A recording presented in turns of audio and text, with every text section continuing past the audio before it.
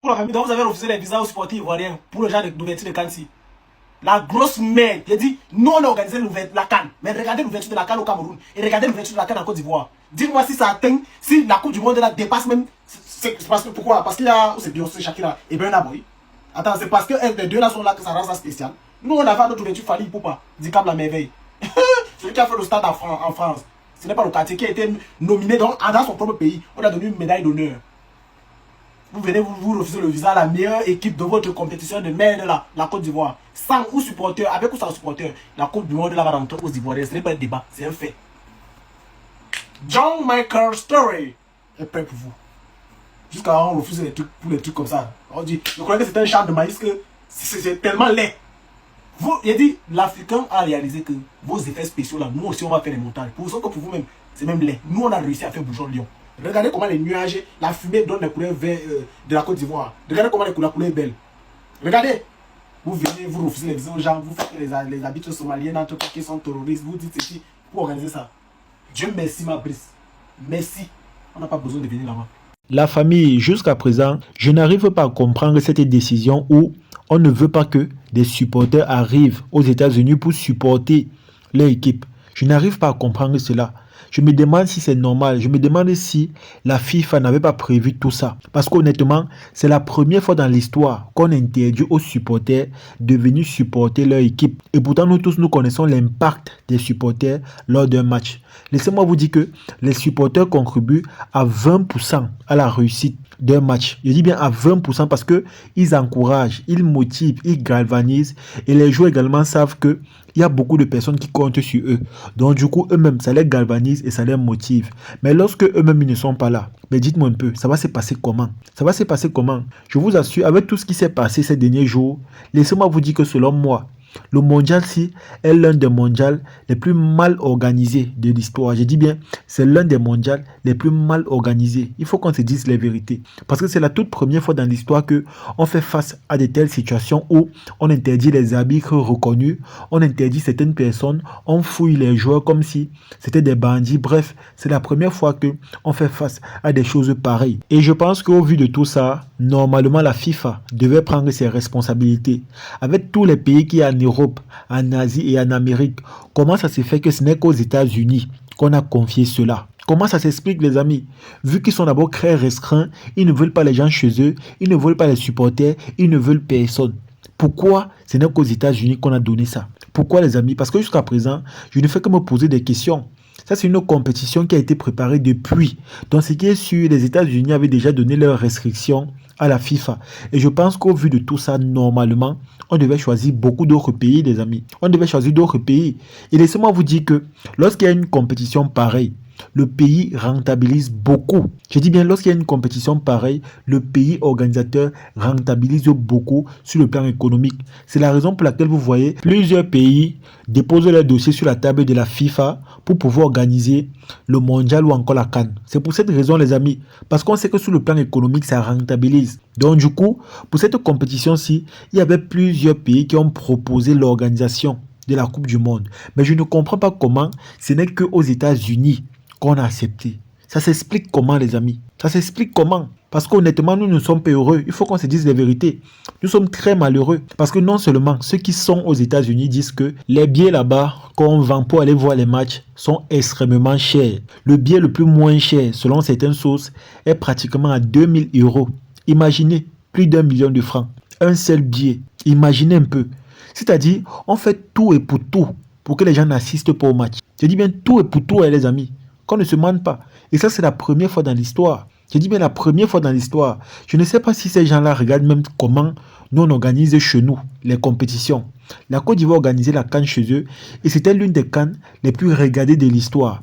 On a vu l'ambiance, on a vu l'hospitalité, on a vu comment toutes les nationalités venaient en Côte d'Ivoire voir les matchs. Que ce soit les Américains, les Camerounais, les Maghrébiens, les Haïlandais, bref, toutes les nationalités confondues étaient là-bas. Mais on n'a pas assisté à ce genre de choses où on ne veut pas que telle personne entre, on ne veut pas donner le visa à telle personne. On n'avait pas ça, les amis. On n'avait pas ça. On n'avait pas les choses comme ça. Même la CAF était heureuse parce que sur le plan économique, elle a fortement rentabilisé. Elle a fortement rentabilisé, les amis. Mais regardez vous-même aux États-Unis. Non seulement ils donnent l'impression que Ils ont déjà trop d'argent et ils ne veulent plus d'argent. Et ils donnent l'impression qu'ils ne veulent même pas les étrangers chez eux. Et ce qui me choque, c'est que les Américains sont dans tous les pays du monde. Même ici au Cameroun, il y a les Américains. Si on part dans tous les pays où on refuse les visas aux gens là, que ce soit la Côte d'Ivoire, la Somalie, tous les pays africains là, forcément, on a les Américains là-bas. Mais nous, à notre niveau, on ne les juge pas, on ne les chasse pas et on ne les frustre pas. Mais bizarrement, quand c'est notre tour, directement on prend des restrictions comme si on était des bandits ou encore des crèves la faim. Et pourtant, il y a des hommes d'affaires, il y a des hommes qui s'en sortent bien ici là, qui ont voulu acheter des billets pour faire plaisir soit à leurs enfants, soit à leur famille, pour aller voir des matchs en live. Mais on refuse carrément. On refuse de les vendre. Pourquoi? Parce que on veut qu'ils restent chez eux pour regarder ces matchs-là à la télé. Et pourtant, ils ont leurs moyens. Et pourtant, ils ont les moyens, les amis. Je vous assure, ça c'est l'une des compétitions les plus mal organisées de l'histoire. Il faut qu'on se dise les vérités. Et je souhaite que la FIFA ne donne plus jamais l'organisation du mondial aux États-Unis s'ils ne changent pas. Si ces gens-là ne changent pas, qu'ils ne donnent plus jamais cela. Parce que si ça continue comme ça, ils vont finir par détruire cette compétition. Je vous assure que si ça continue comme ça, que ce soit la CAN ou encore le mondial, ça n'aura plus jamais de goût. On n'aura plus de goût, les amis. Les gens n'auront même plus envie de voir les matchs ou encore assister à ce genre de compétition.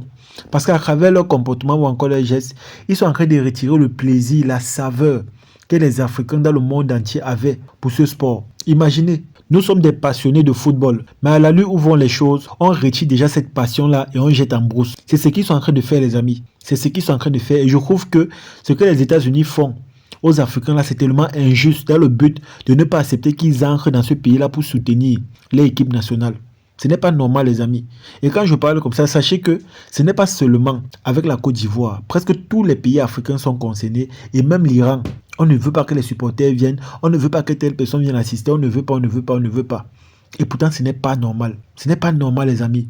Pour une compétition qui, à la base, a pour objectif de réunir tous les êtres humains de la planète autour d'un événement où la joie est partagée, la joie est commune. Mais malheureusement, on est en train de détruire ça avec des restrictions. Et jusqu'à présent, je me dis, comment la FIFA a fait pour ne pas arrêter tout ça? Ils ont fait ça comment, les amis? Ils ont fait ça comment? C'est qui est sur les États-Unis ont donné leurs règles. Ils ont donné leurs conditions. Et je pense qu'au vu de tout ça, normalement, la FIFA devait prendre des dispositions strictes pour que des choses n'arrivent pas à la dernière minute de manière négative. Donc normalement, comme on a choisi le Mexique, on a choisi le Canada et les États-Unis, on pouvait écarter simplement les États-Unis. On pouvait gérer ce mondial avec le Canada et le Mexique parce que eux au moins, ils ne refusent pas les gens chez eux.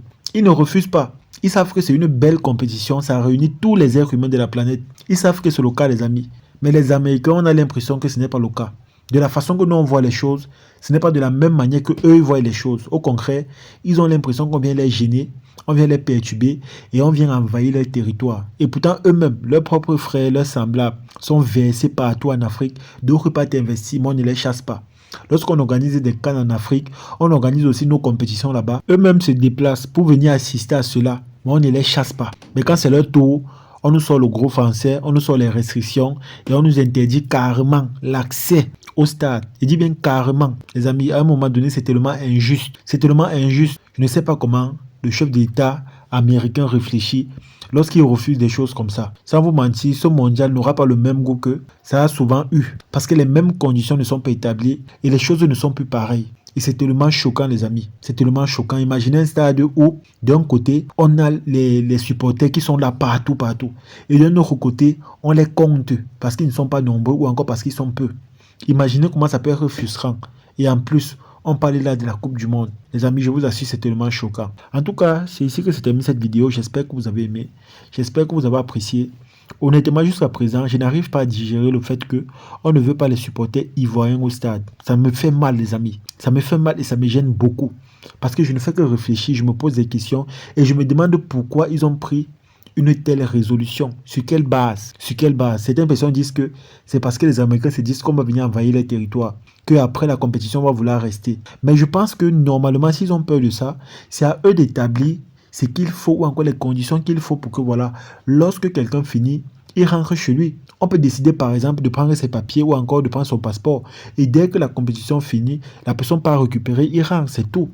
Je ne sais pas pourquoi nous sommes arrivés à ce niveau où on nous traite comme du papier ou encore des personnes sans intérêt. Je vous assure les amis, c'est tellement choquant, c'est tellement humiliant et c'est tellement rabaissant.